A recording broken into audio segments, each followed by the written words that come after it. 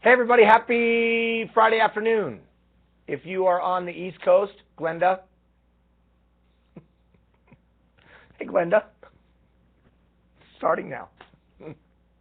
See, Glenda sent me an email an hour ago, and she's like, hey, how come the broadcast isn't happening?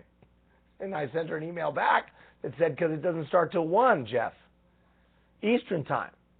And Glenda sent me a note back saying, Ian, I'm just checking to see if you knew what time it started. Yeah. Job, Glenda. I don't know if you guys noticed. I don't know if all of you out there noticed, but I have a new haircut. And you say, Ian, really? You have no hair. I know. So my barber started to take it to the side a little bit there. I don't have any hair. Anyways, okay, we're getting rolling today. What are we doing? Well, it's a coaching session, but I got a lot of stuff to talk about. So I might not get to your question. I may get to your question. But we're going to talk about motivation. Did any of you watch that motivation clip in the reminder that I sent you? Did you see that? Wasn't that a cool clip of all those little motivational things? So we're going to talk about a couple of things today. One, we're continuing the discussion of systems, big picture, holistic systems thinking. And we introduced some systems around time, maximizing the utilization of your time. And I had you this week track your time. So we're going to talk about that. And then we're going to, hopefully you printed your handout, we're going to talk about a system for motivation. So we talked about outside the box thinking, a system for outside the box thinking. We talked about a system for maximizing utilization of your time. And then in a few minutes, we're going to talk about a system for moving another human being into action. Before we get to motivation, though, let's talk about a system, the system to maximize the utilization of your time. The idea being that you have $86,000 every day. And how am I going to make the most of those $86,000? And I laid out over a series of 5 days a system for you. A system. And that system was pretty clear. First, I have to have some clear idea of where I'm going and the roles that I play in my life. What are the roles that I play in my life? Employee, employer, or boss, supervisor, whatever. Spouse, parent, somebody's child, myself, maybe I volunteer in the community. All the roles that I play. And that in each one of those roles, I have specific goals. And for each one of those goals to come to reality, I have to what? I have to have some path to get there. Well, there's some activities that get me there sooner. There's some activities that get me there longer. High return on investment activities. These are activities that when I put an hour in, it like gives me 5 hours of return. Other activities I put an hour in, it costs me 5 hours. Low return on investment activities. And then I walked you through a strategy of time blocking your schedule. Taking those high return on investment activities, making sure they were plugged in the various roles of my life. Then plugging in the appointments, and then plugging in the things I could assume. Things like I got to answer email, or I got to do the paperwork, or hey, every Monday morning at 8 a.m. I'm just slammed. And so I would block out time for those things that I could assume. And that every Sunday night or early Monday morning, I would build my plan, and then in the week I'd work my plan. And then when I got to the end of the week, I'd reflect, and then I'd project. And then that was the strategy, right? That was the strategy. That's how I was going to maximize the utilization of my time. Then I gave you a tool to this week track your time. To take each day and track where your time was going. And Sally in Pierce County, Washington, said that she couldn't print it out.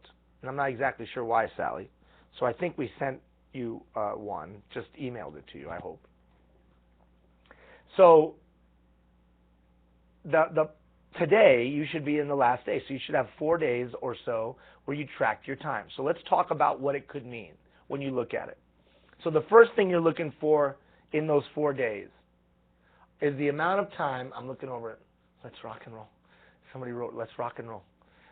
Say, where's Margie today? It's a crazy story that only public works people would understand. One of the companies we're aligned with, that Margie's involved in, and my wife's relative runs, is they do trees. They take trees down, right? And a transformer fell on a crew. Luckily, nobody's hurt.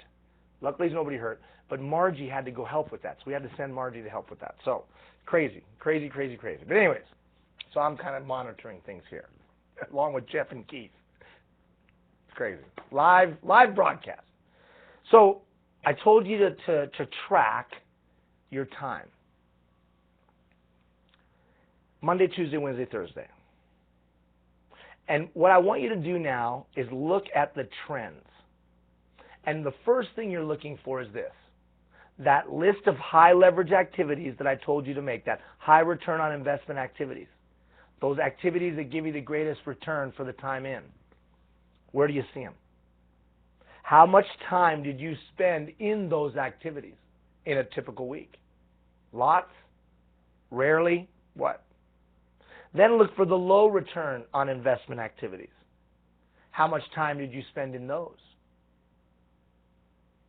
How much time did you spend doing things that provided inconsequential return? Email. Did you spend a lot of your day responding? Let's say if you have a propensity for email, did you spend a lot of your day answering for email? And like I suggested in one of those videos, would you be better served by blocking some time for email and compartmentalizing your focus on email at that time?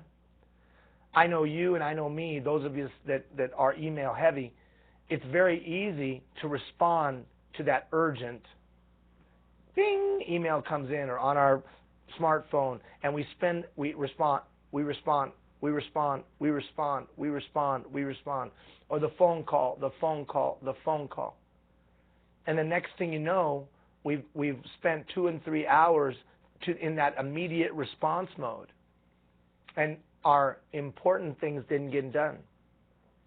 There's no doubt that in today's day and age, there is an urgency addiction at play. Unfortunately, we can get to the end of our day and be exhausted, look back and say, what did I actually do? That's the importance of the proactive big picture systems thinker, who takes a system for time and uses it to maximize the utilization of their time. So that would mean that I'm going to make an appointment with myself, right? Make an appointment with myself to answer that email, maybe half hour in the morning, midday, and in the afternoon, so that I'm not caught in that urgency addiction that I don't know where my time goes. So as I look at those sheets, I'm looking for where my time seeps out. Where's my time seep out? I'm also looking for any trends of assumed activity. I always use the example of a mid-level leader who on Monday mornings schedules a meeting. But there's always a crisis on Monday morning. You can almost predict that there's going to be some kind of urgent concern. So either the urgent concern doesn't get addressed, or the meeting gets waylaid. And then we don't have the meeting, we don't have the meeting, we don't have the meeting. I've always been a big believer that I never block anything first thing in the morning. Never block anything first thing in the morning. When I was walking into the office, 1,100 employees, never block anything first thing in the morning. You know why? Because I can guarantee you somebody's going to need my time. First thing in the morning, they're going to need my time. So instead, I do block that time to be available. And then if there's no crisis, what did I do? I picked up an hour of time, instead of trying to work against the flow of my life, if you will. So that's the final thing you're looking for. Is there a flow in your day? Is there a trend to your day? Is there some predictability in the unpredictable? By looking at those 4 or 5 days, you start to see that there's some pattern. Now, feng shui. So what the hell is that? You know, it's that ancient Asian art of flowing with things, right? And they organize rooms and they organize the layout and the design so it flows properly. Well, I think there is something to that in scheduling.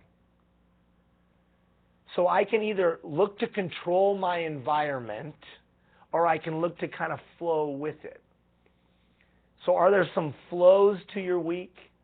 Maybe the third week of the month, the fourth week of the month, the first week of the month? Is there some flow to your day that if you kind of went with that flow, you'd be better off? Again, that example of, hey, why am I trying to schedule meetings at the beginning of the day or the beginning of the week when I know everybody's going to want my time? Why don't I just leave that available for the urgent issue that comes up? Even though it's not scheduled, I know it's going to come up. It comes up all the time. So I leave a little bit of time for that. Or how about your own energy level? I'm not going to try to take on arduous tasks when in the middle of in my day my energy level's low. I'm going to do things that I hate to do when my energy level's high. I'm going to do things that I love to do when my energy level's low. It sets me up for success. That's the big picture, holistic, systems thinking approach. So what did you learn from this? One, where are your high leverage activities? Remember, that's why I told you, have your list of high leverage activities next to you so that you can look at it and see and compare it to how your week actually flowed out. Then have your low leverage activity list. Do you see a bunch of hours in your low leverage activities? Are you wasting time on things that aren't important but seem urgent? Are you urgency addicted? And then finally, is there some kind of flow that you can see from this? So now what do you do with all this data, right? All of this information. You're now going to sit down either this weekend or at the beginning of the week, and you're going to map out your schedule for next week, taking some of these things into consideration. You're going to look at what has been, evaluate it, and now you're going to start to proactively schedule. Ultimately, the idea is to take and bring into alignment your daily activity with your long-term goals. My daily activity must be in alignment with where I want to go. When I do that, more weeks than not, more days than not, more times than not, I'm going to be more effective. Now listen to what I said. When I can do that, more days than not, more weeks than not, more times than not, I'm going to be more effective.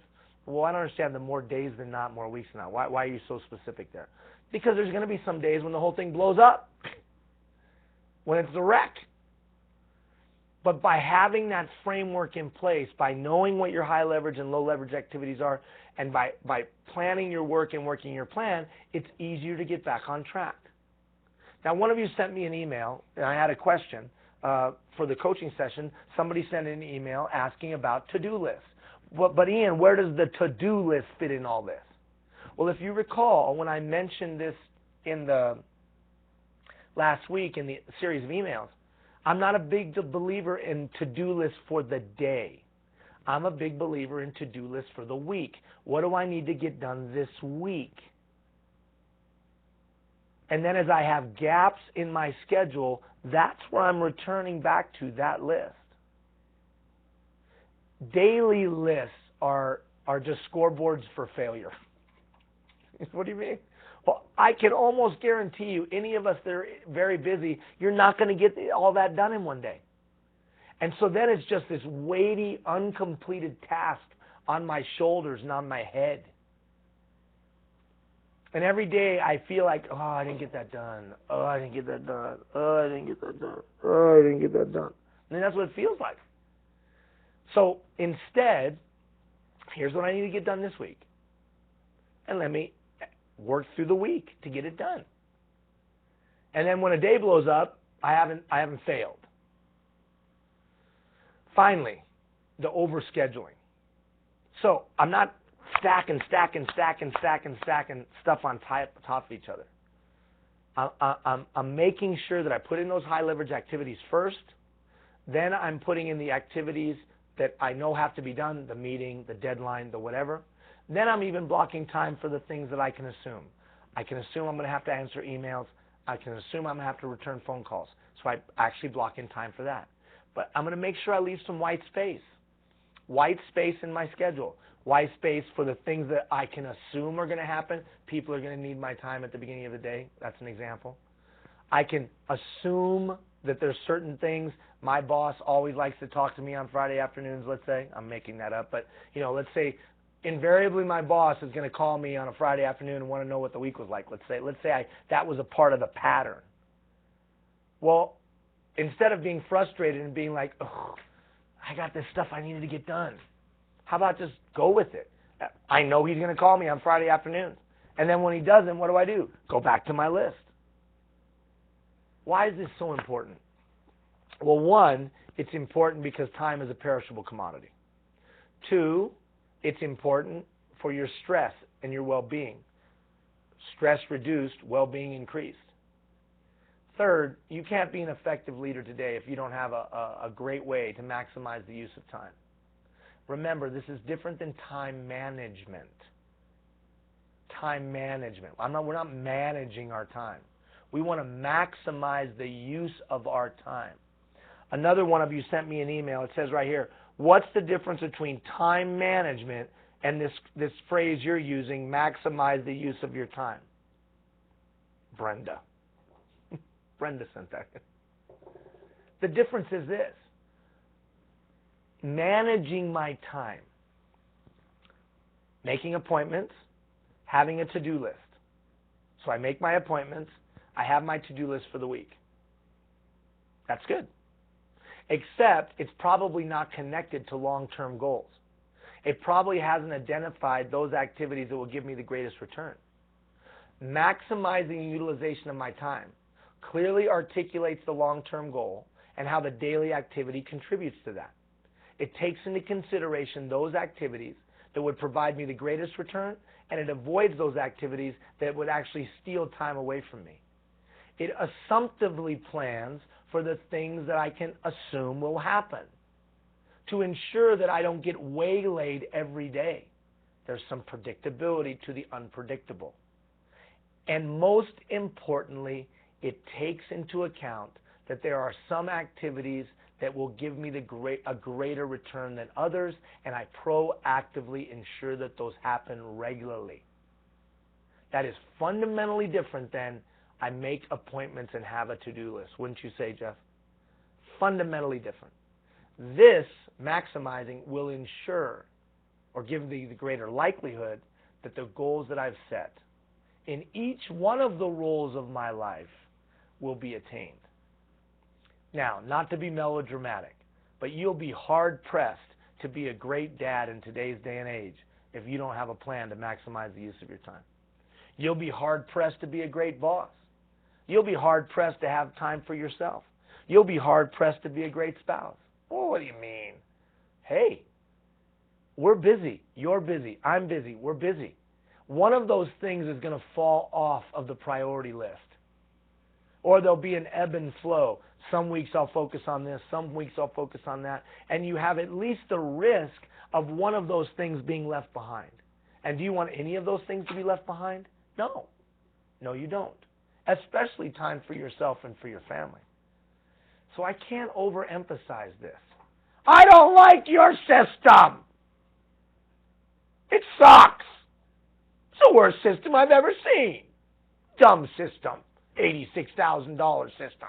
What kind of foolishness is that? You're foolish. Okay, I'm good with that. You don't have to like my system. Really, you don't. But you better have a system. And a to-do list where you put in the schedules as they reactively, or put in the appointments as they reactively come to you is inadequate. And frankly, if you're a leader, probably irresponsible. Yeah, I just kind of take it as it comes. I'll make an appointment if there's a meeting, and then I got my to-do list, and, that's it. That's irresponsible because it's reactive in nature. And since time is a perishable commodity, can we afford to be reactive in our premise, in our foundation? No. We need to be proactive in our foundation, it seems to me, since it is a perishable commodity. You wouldn't sit, if all you had was this piece of bread to eat, you wouldn't reactively plan to use it. You would proactively piece that bread out over the next week because you weren't getting bread till the end of the following week. Because you wouldn't want it to go bad and turn rancid and have mold all over it, would you, Jeff? You would plan out how you were going to use it. Well, time is a perishable commodity. And most people that I interface with don't have a good system for maximizing utilization of their time. Okay. So, with that said, if you have any questions about it, you can email me, because we got other stuff to talk about. Now I want to talk about motivation. Motivation. And it's been one of those kind of mornings because I wanted to re-show the clip and it just didn't work out. But if you get a chance, go look at the clip in the reminder email that I sent you. Don't go look at it right now. Don't go look at it right now. It's funny. And it's got all these motivational clips. It's got, remember in Braveheart when Mel Gibson's all, "Today we fight for the day! Today!" That was pretty good.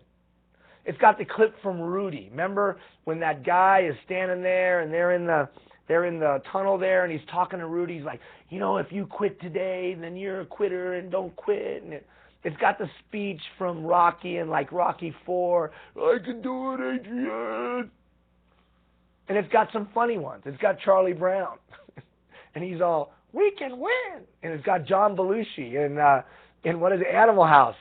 "Are we going to let these guys?" And remember that one where Will Ferrell is just red and he's in the locker room and he's talking about we can win.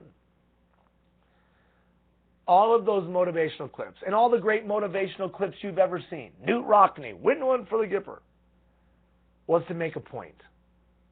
And the point was really this. That's not motivation. The rah, rah, rah, sis, boom, bah, give a great pep talk will not motivate people today.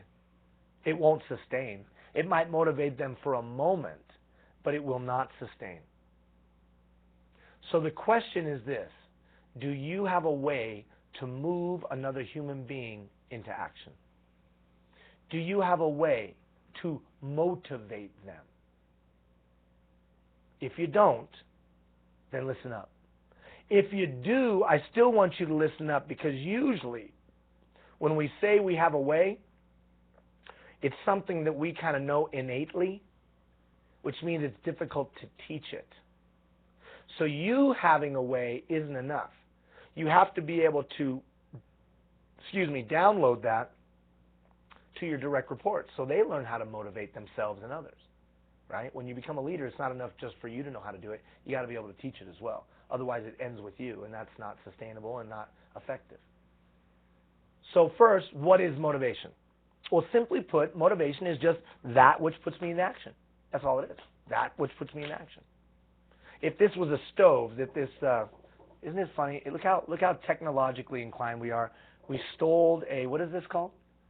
A music stand. We went to some local elementary school. We knocked the kid down. His trombone hit the ground. We stole his music stand. We brought it here. That's not true. But we did steal it from upstairs. Yeah, upstairs in the studio. So let's pretend that this music stand is a stove. It's a stove. And it's on. It's hot. Motivation is simply this. My hand touches the stove. Ow! It's hot! Moves me into action. So motivation, write it down, is simply that which moves me into action. Motivation, that which moves me into action. Now, sometimes that which moves me into action can be a crisis. Everyone's going to get fired if we don't get moving. That which moves me into action might be a phone call from a county commissioner or a city councilor or a mayor or the city manager, or if you're in Canada, the CAO, whatever. That moves me into action. You know what might move me into action? Your spouse being upset with you. That might move me into action. Kids screaming. move you into action. Or it could be incentive. Hey, you know what? If you do this, you get a pizza party. Oh, pizza party. Woo! Move me into action. Could be self-actualization and self-realization. I know that happened to me. Bend over to tie my shoe. Have to hold my breath. Oh, damn, I need to get in shape. Self-realization. That could move you into action.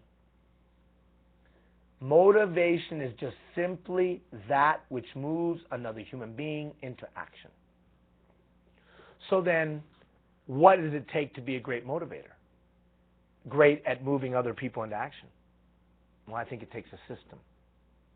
A system. And a system that takes into consideration today and today's very diverse workplace. 5 different generations in the workplace. Let alone different backgrounds, talents, experience, and interests. How do I move another human being to action? Now, those clips were whimsical and funny, and they were meant to make you think, but they were meant to make a point. I don't think that is motivation today. Fact is, I think we are tired of pep talks. We're tired of rah-rah, because so often it's not sustainable and there's nothing behind it. There's no substance to that sizzle. Yeah, but Ian, you're pretty motivating. Well, thank you very much. Thank you for saying that. It's very kind. And yet, all of this every day wouldn't sustain.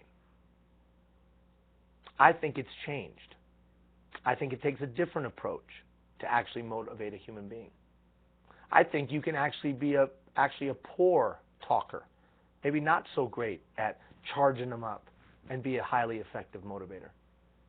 Because I think the skill sets are different and the approaches are different to motivating people today. So I want to take you through a system. That's why you have a flow chart.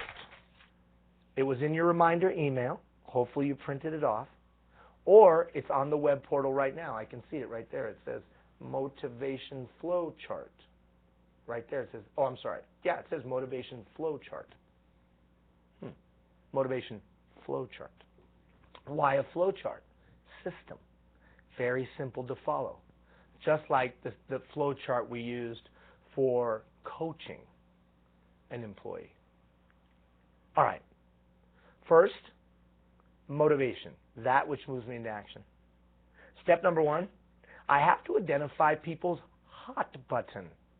Hot button? Yeah, hot button. What is that thing that motivates that human being? That human being.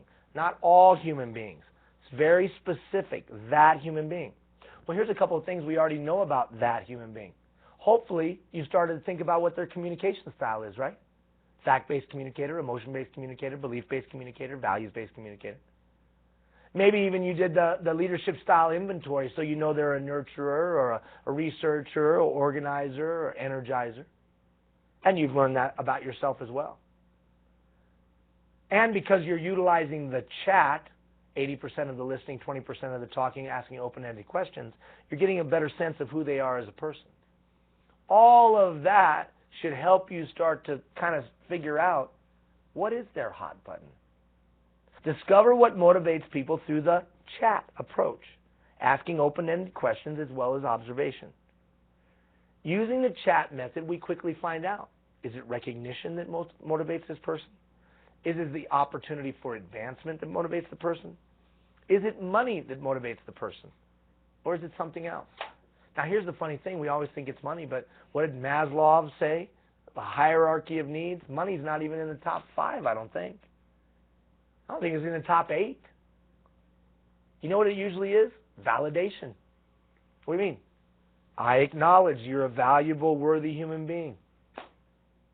I give you a sense of belonging. I give you a sense of that you are making a meaningful contribution, that I respect you and that I appreciate your work. Those are usually significantly stronger motivators than remuneration.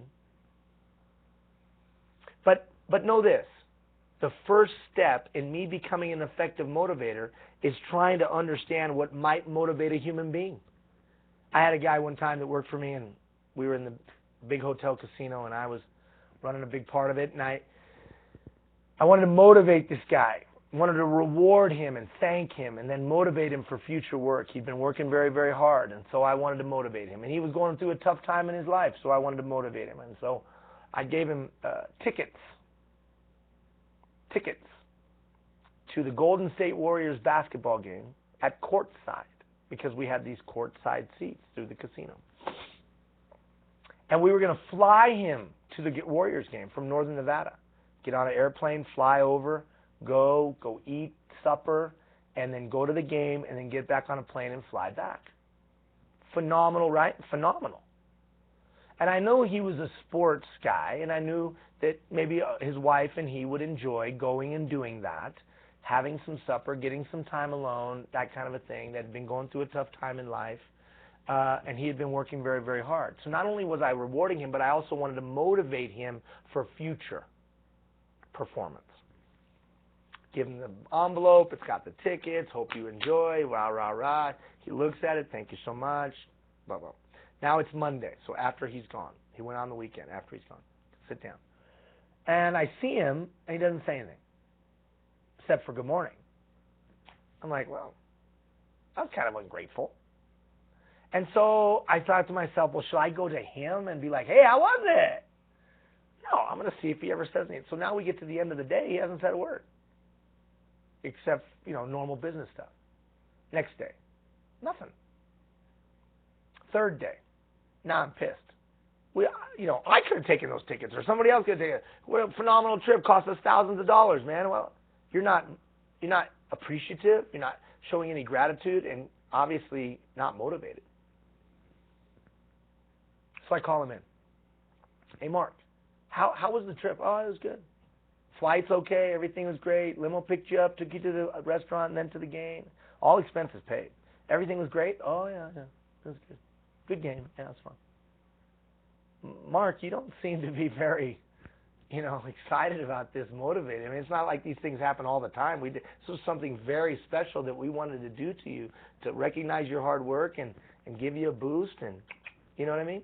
And you don't seem very appreciative. Here's exactly what he said. He said, my wife and I are going through a tough time. I said, yeah, we are. Yeah, I know you are. He said, how much do you think you spent on that trip? I said, I don't know. It's probably worth $5,000-6,000 bucks, man. I mean, between the flight and the supper, the limo, the courtside seats alone were a couple thousand. I said, so yeah, man, it was worth a lot. Well, how come you didn't just take half of that and give it to me in the form of some money to help me with the financial challenges that we're having because of my wife's situation medically? Oh. Well, I didn't think about that. I was just thinking you guys, because of her situation, get a little time out and paid, and you'd expense, and you'd have fun. And yeah, but that didn't really motivate us. We don't have time to go off and do that. And we felt guilty, like we had to do it because you set it all up. You never asked me if it's what I wanted. You never asked me if it would motivate me. You never asked me if it was something that would be in a deposit in my emotional bank account. You just assumed it was something that you liked, and so you figured I'd like it, and then you sent me on my way. We had to get a babysitter. We had to do this. We had to do that. And it wasn't really the cost of that. It was just very inconvenient.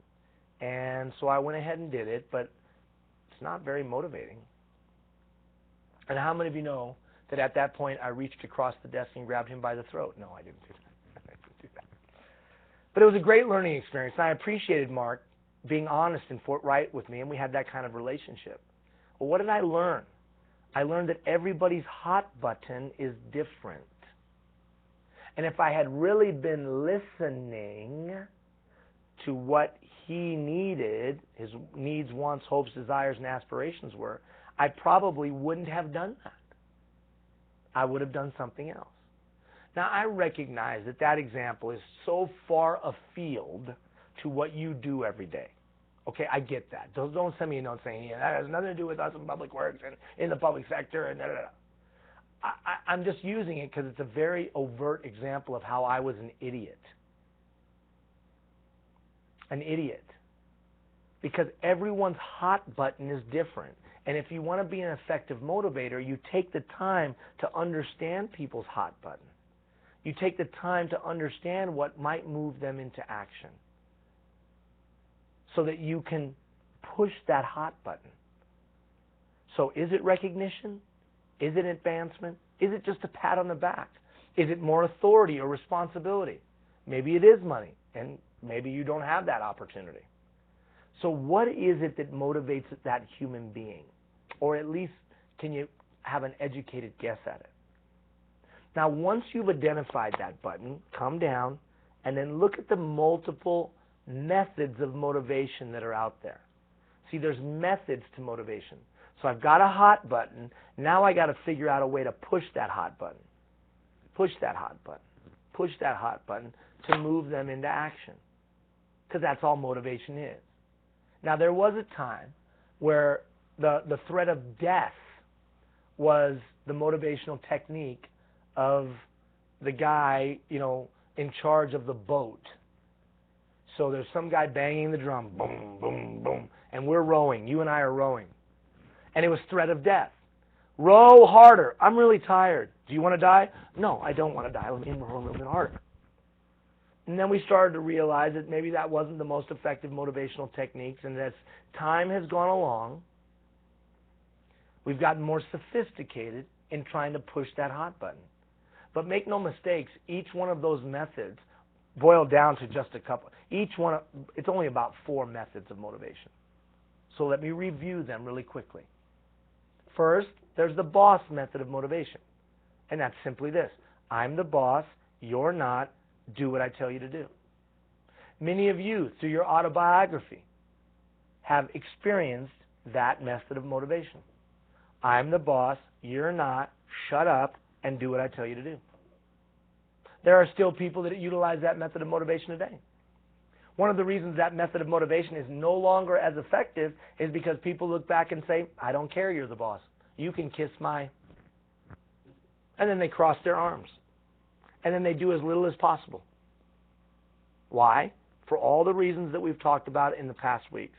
Because we're in a user-driven society. Because people expect to be a part. Because the world has flattened and people don't give as much credence or respect to a title. That you're not going to move somebody into action just because you have a title. Now it's about trust and about influence and about respect. So the boss method of motivation isn't always as effective. Fact is, it's probably ineffective in most instances. Now, do I think there's a place for the boss method of motivation?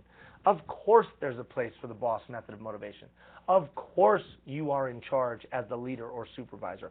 Of course it's inappropriate for them not to take not to take direction that has been given in a respectful and dignified manner, that within the confines of what we would call reasonable effort. Of course it's unreasonable and unacceptable for them to say no to that. Of course.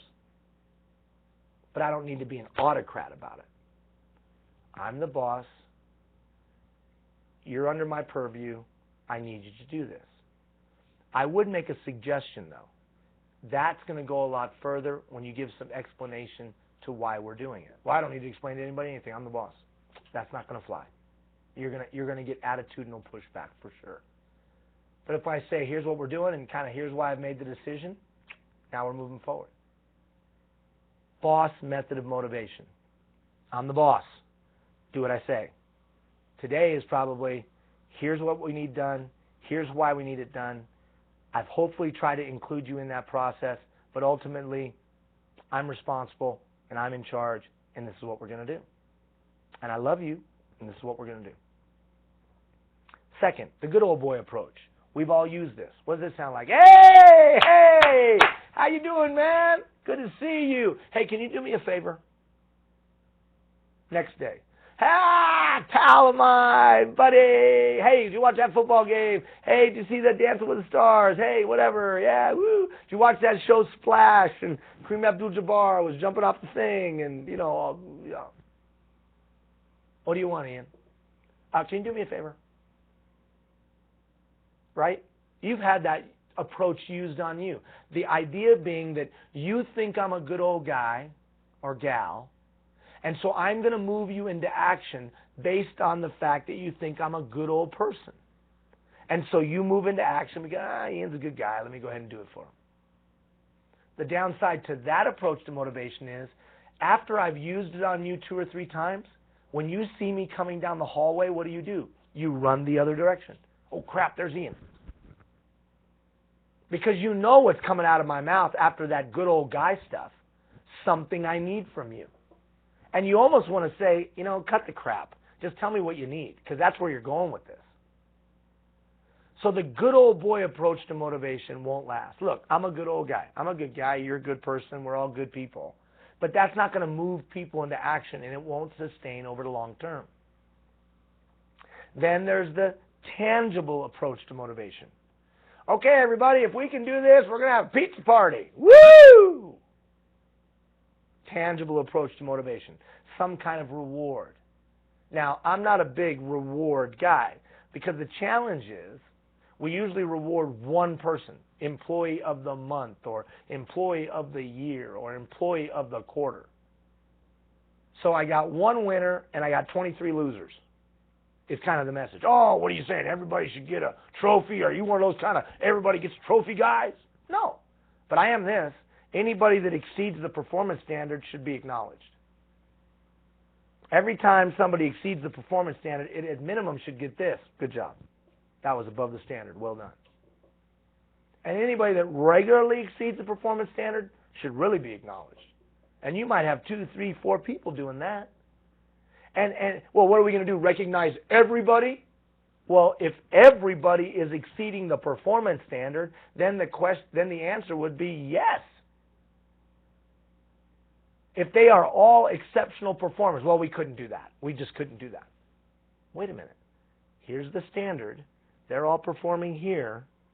Higher productivity, greater impact, less call-ins, less stress. Why can't we acknowledge all of them? Well, because you can only acknowledge one. Who's the best of them? See, I think that's flawed. That's a zero-sum mentality. One winner, bunch of losers. That's not very motivating. Wouldn't you say, Jeff? That's not very motivating. Because if I'm somewhere in the middle of the pack, what am I going to say? I'm never going to be that. So let me just get mediocre. So if you have a reward system in place of some kind, an acknowledgement system, make sure it's truly motivating. Make sure it would make someone move into action. Like, I like to reward improvement. So if somebody sucks and they came to standard, celebrate that, because they're better than they were before. And then as they move from standard to higher, celebrate that. I'm a former track coach, so it's called a personal record. When someone is performing better than they ever have, that's a personal record. Now, they might not be to the standard yet, but I can guarantee you have a greater likelihood of getting them to the standard if you acknowledge their improvement. So that the tangible approach to motivation won't last, but when modified slightly can be effective to move people into action if we reward exceptional performance across the board, not just to one person. But make no mistake, if I say to somebody, I'll give you $5 if you do that. I'll give you $5 if you do that. I'll give you $5 if you do that. 3 days later, it's going to be this. Will you give me 6? Right? Will you give me 6? Because seriously, I mean, I've done it 3 times now, and 5 was cool, but I really would prefer 6. Well, no, I'm not. I'm going to keep giving you 5. But I've done it a few times now, and I've gotten really good at it. So shouldn't it be worth 6 to you? No, it's only worth 5 to me. That's how much it was worth back here. That's how much it is worth now. So unless you can do more, I'm not going to give you 6. But that's not people's mentality. Just give me 6, because I've done it a few times. The tangible approach to motivation won't work in the long term. Then there's the tricky method of motivation. You've used it, and I've used it. Sounds like this. Look, guys, gals, I'm telling you, the boss said we've got to do such and such, or there's going to be hell to pay. Now, what are you attempting to do there? What we're attempting to do there is use somebody else's authority to move them into action. So for whatever reason you don't feel like you have enough authority, you have enough trust, or you have enough influence, so you're going to bring in somebody else, somebody else's image, or somebody else's threat, or somebody else's whatever. You're going to bring them into the conversation in hopes to move people into action. The downside with that is oftentimes it's not true. They didn't say that. I know I've done that. And in addition, at some point, your people are going to start saying to you, well, then why are we dealing with you? Why don't we just go deal with him? He seems to be running all the things around here. So the tricky approach to motivation, where I bend the truth a little bit, where I exaggerate a little bit, where I embellish a little bit, where I do those kind of things, it won't work. I was a young football coach. I was very, very young coaching high school football. I was, I think, one of the, if not the, one of the youngest coaches at the time in the history of the state of Arizona. I was really young. Because they had passed a law that said if you're going to college, then you can coach and get paid. Because they had a shortage of coaches. Now, I didn't really go to college, but I enrolled so I could coach. Well, I thought I was a great motivator. You know, even though I was young, I thought I could really move these guys, man. I could really deliver a message. I could get in that locker room and I could rip and tear and I could give a pep talk and we're going to go out there and we're going to win the day and we're going to do that and hey, and here we go. And the boys would fly out the door. It was awesome. And we had a big game coming up against Catalina High School. Big game. And so I had this idea of how I can motivate the team. Motivate the team. I was going to deface my own vehicle with the colors of the rival school. Now, it was a beat-up vehicle, so it didn't really matter. So I'm going to motivate. I'm the master motivator. Master motivator. So I'm going to deface spray paint. Spray paint is defacing. I'm going to spray paint the initials, the letters of the opposing school onto my vehicle. I will pull it into the parking lot at a strategic time when all of the team can see it before school. I will enrage them so greatly. And then I'll stoke that fire by saying, they violated me. Won't you defend my honor? Come on, show me on the field that you care about me. That was my strategy. Highly effective. What do you mean? Highly effective. It's very effective. What did they do? They did that. I can't believe it. Let's kill those guys. Ah! Relax, boys. Let's take it care on the field tonight. Ah, okay, we'll wait till the field tonight. Then in the locker room, they came and they defaced in my property and well, who will stand for me? Who will stand? If I've ever helped you in any way, then you go out there and show me through your actions tonight that you will defend my honor. It's a hell of a speech. It was good. The kids went crazy. Now, here's the funny thing about the tricky approach to motivation. If any of those young people at the time had found out that I had lied, any of those young people at the time had found out that I had bent the truth and made it all up, I would have lost them forever. Now, that's, again, a very overt example. Very overt example, right? But every time we say, well, the boss said if we don't do blank. Every time we try to use someone else or embellish the situation, every time we try to trick someone into action, we run the risk of that really coming back to bite us in the butt. Stay away from it. Don't do it. And if we're honest, we've all done it to one extent or another. So then what's the method of motivation that will work, Ian? The method of motivation that will work is self-motivation. That's it.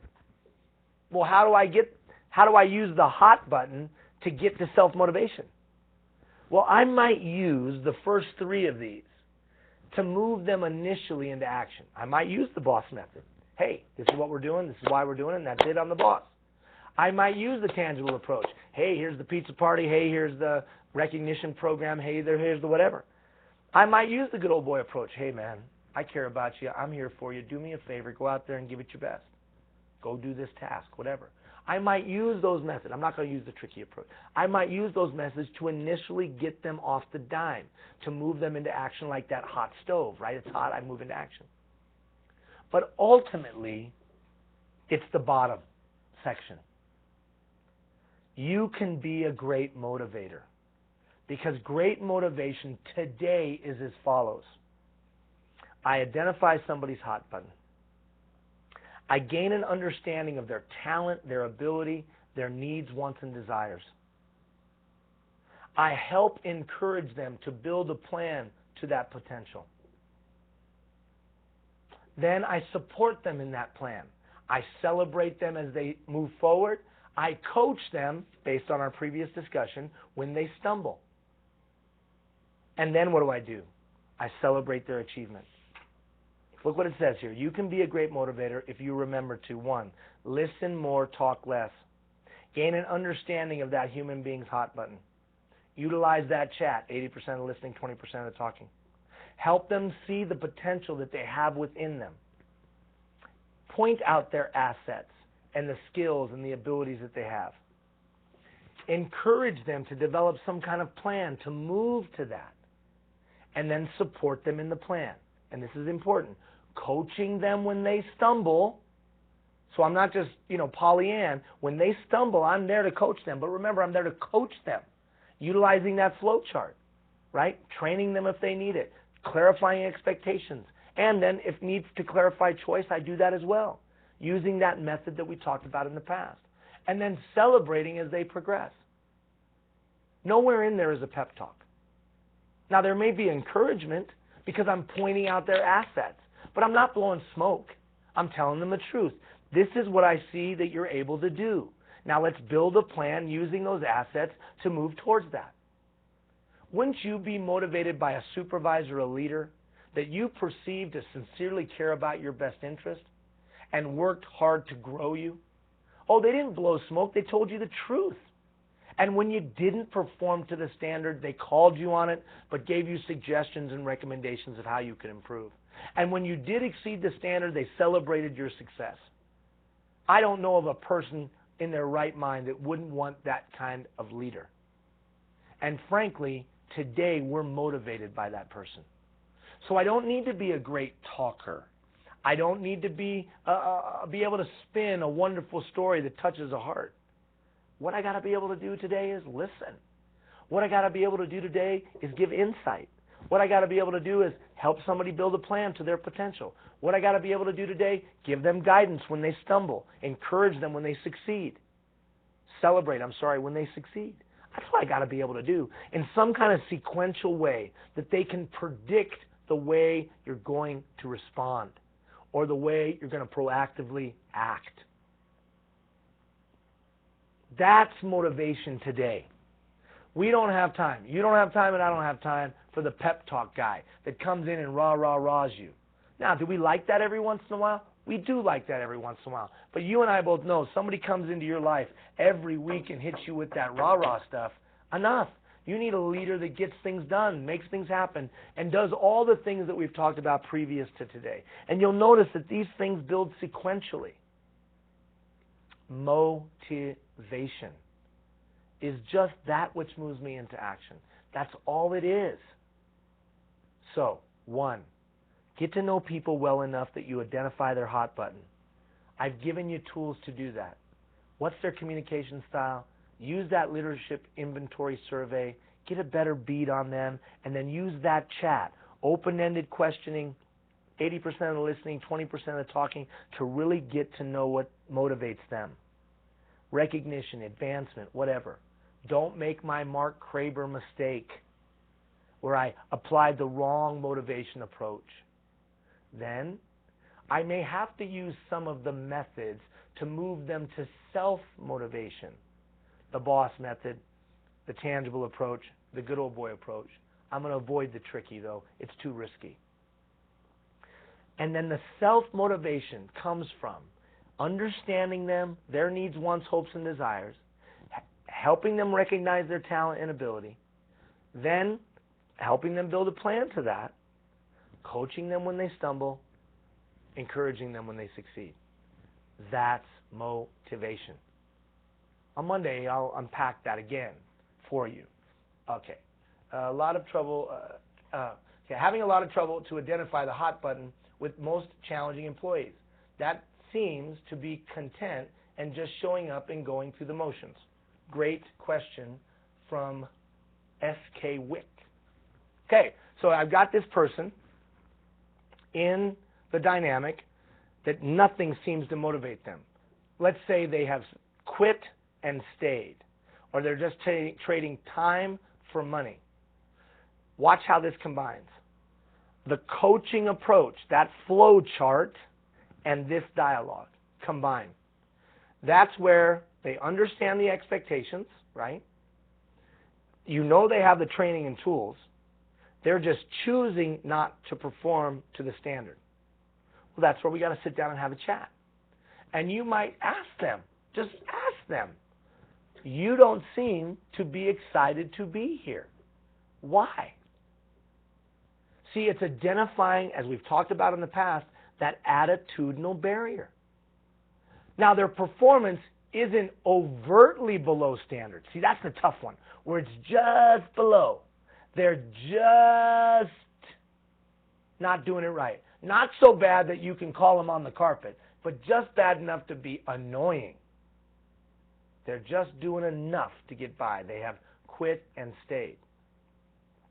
So then what do we need to do? Well, I think you got to sit down and have that chat. Hey, Bob, it's clear that you know the expectations. It's clear that you're well trained and have knowledge. But it seems to be something that's preventing you from hitting and exceeding the standards of performance all the time. What's going on? And just ask. S.K. Wick, just ask. And then you're just listening. You're listening to try to figure it out. Is it that they feel like they got slighted? Is it because they haven't had a raise in 4 years? Is it because they don't see any opportunity for advancement? Is it because the rest of their life is a wreck? What is it that is the attitudinal barrier that prevents them from moving forward and giving you their best? Is it they don't like you? See, that's the art of motivation. What's the barrier to me getting your best? And you could even say it this way. Under what conditions, Bob, can I get you to give me your best? You're never going to get my best. I hate this place. Oh, okay. The challenge with that is I'm still the boss.